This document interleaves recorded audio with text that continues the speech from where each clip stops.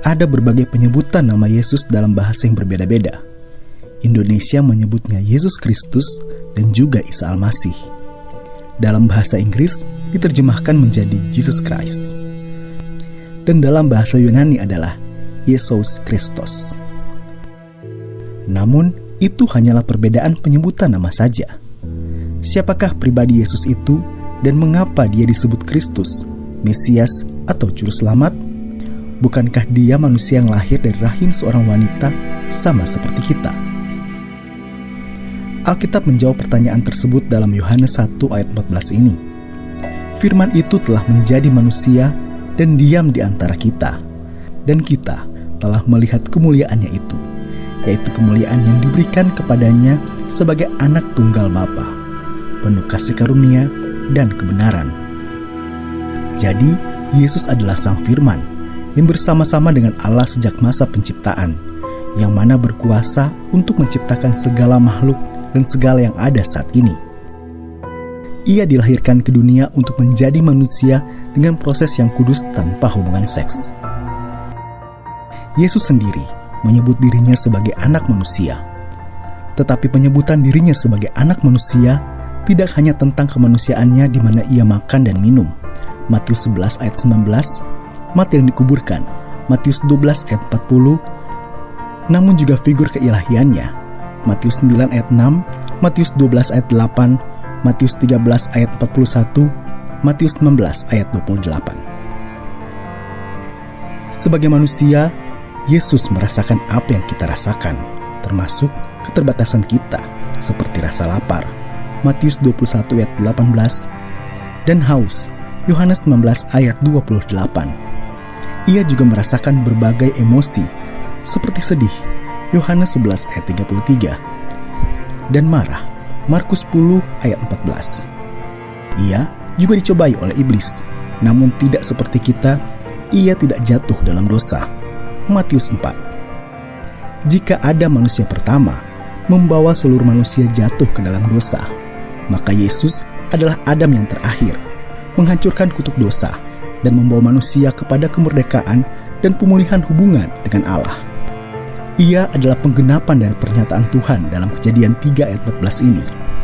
Aku akan mengadakan permusuhan antara engkau dan perempuan ini, antara keturunanmu dan keturunannya.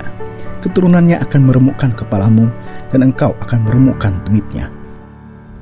Kemanusiaan Yesus, di mana ia dilahirkan dari seorang perempuan, menjadi penggenapan dari firman ini ketika ia disalibkan, mati, dan bangkit pada hari ketiga. Bahkan ketika Yesus naik ke sorga, ia tidak meninggalkan tubuh jasmaniahnya. Kemanusiaannya menjadi perwakilan bagi kita, umat tebusannya. Ia adalah sulung dari segalanya. Kemanusiaan Yesus juga berarti ia menjadi korban pengganti yang sempurna atas dosa-dosa kita. Dan dia adalah imam besar kita, yang dengan ketaatannya hingga mati di kayu salib, menjadi perantara bagi kita di hadapan Allah. Ibrani 5 ayat 1 sampai dengan 10. Sebagaimana dijelaskan oleh Paulus kepada jemaat di Filipi, Allah sendiri mengosongkan dirinya dan mengambil rupa manusia, yaitu Yesus.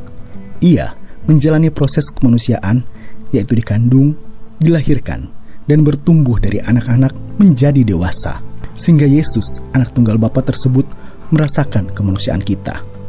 Filipi 2 ayat 5 sampai 8. Dan bahkan ia yang tak berdosa dijadikan dosa karena kita, sehingga melalui kematiannya di kayu salib dan kebangkitannya menjadi penebusan dosa bagi kita. Karena itulah kita dibenarkan oleh Allah. 2 Korintus 5 ayat 21. Sebab upah dosa adalah maut, Roma 6 ayat 23. Dan tanpa penumpahan darah maka tidak ada pengampunan, Ibrani 9 ayat 22. Sedangkan pengorbanan binatang tidak bisa menebus dosa manusia, tetapi oleh pengorbanan Yesus di kayu salib itulah kita dikuduskan sekali untuk selama-lamanya, Ibrani 10 ayat 1 sampai 17. Sehingga mereka yang percaya kepada Yesus Kristus mendapatkan keselamatan dan kehidupan kekal.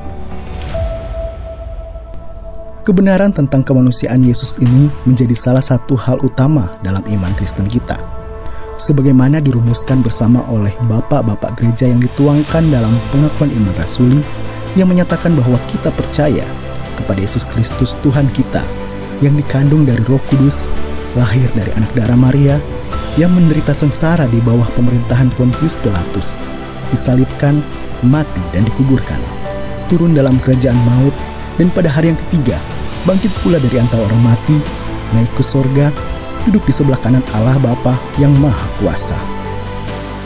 Kebenaran tentang kemanusiaan Yesus sama pentingnya dengan keilahiannya berkaitan dengan Injil keselamatan. Hal ini tidak bisa dipisahkan dengan iman Kristen, iman yang hanya bisa timbul dalam hati kita oleh karya Roh Kudus.